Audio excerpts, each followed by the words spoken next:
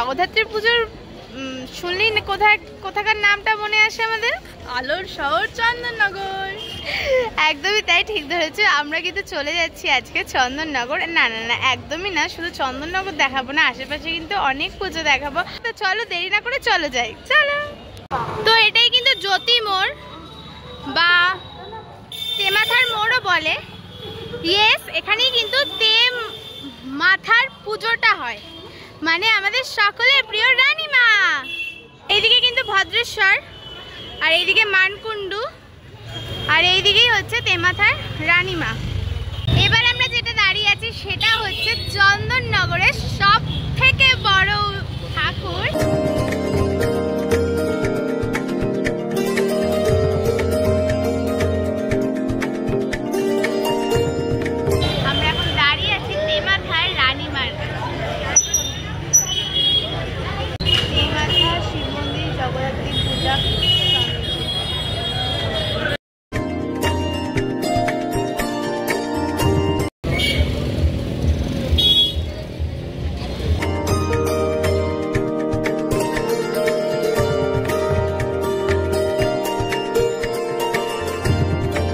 বেশহাটার পুজো।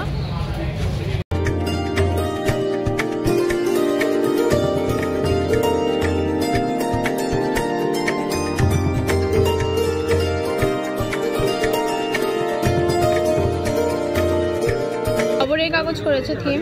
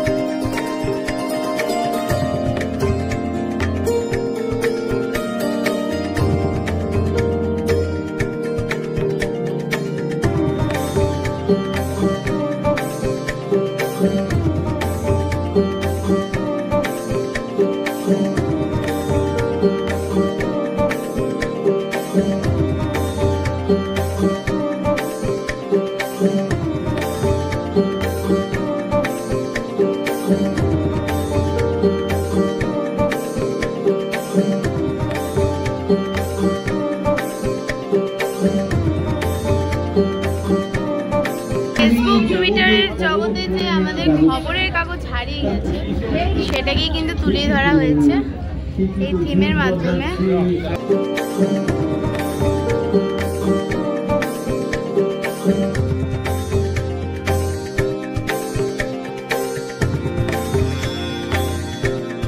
তো গাইস, এটা কিন্তু দৈবক পাড়া।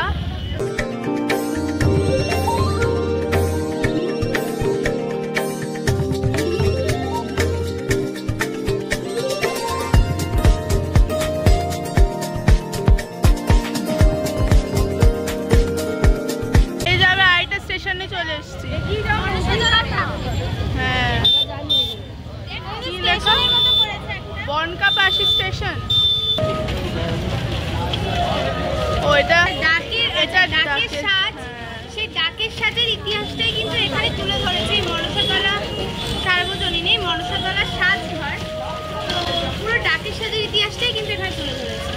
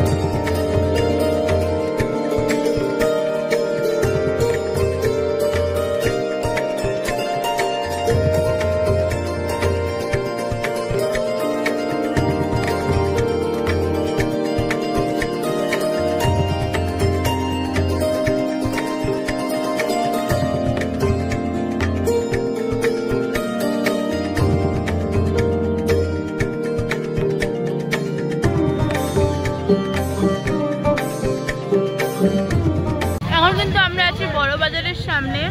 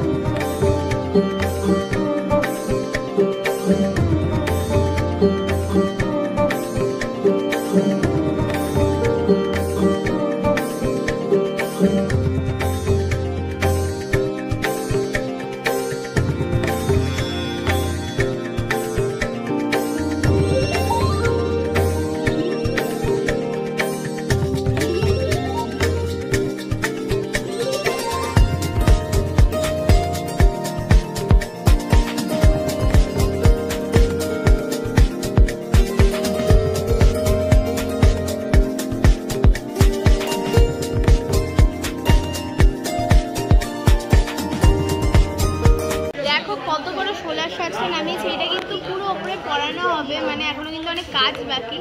আর সোলার কাজগুলো দেখো কতটা সুন্দর কাজগুলো, উপরে কিন্তু মা দুর্গা।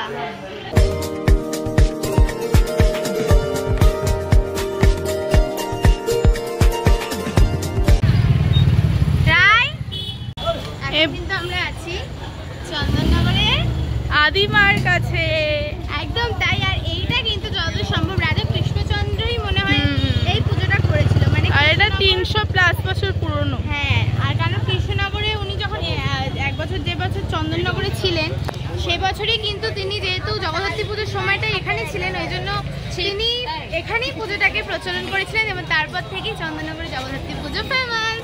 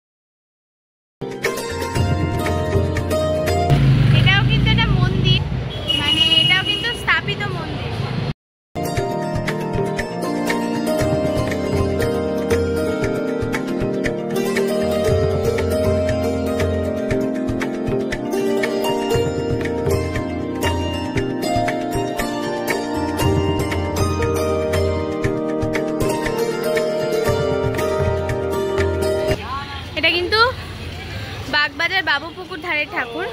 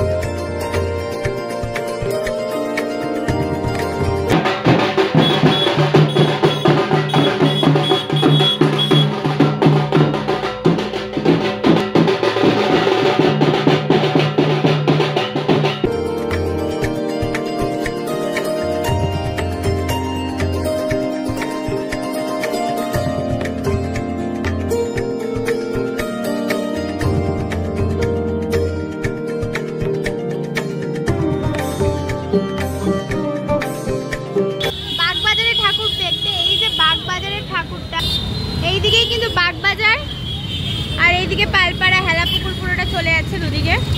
বাগবাজারে পুরো রাস্তায় কিন্তু আলপনা দেওয়া, কারণ এখানে আলপনা কম্পিটিশন হয়েছিল।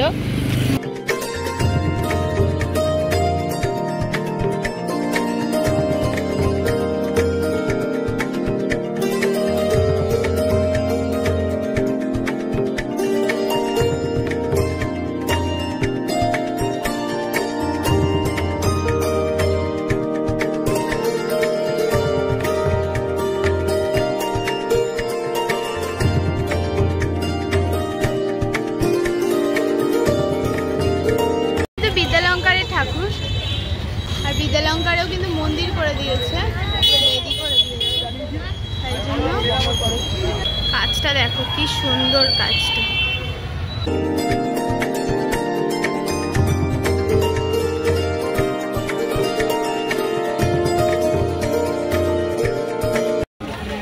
এবার আমরা আছি হেলা পুকুরের সামনে।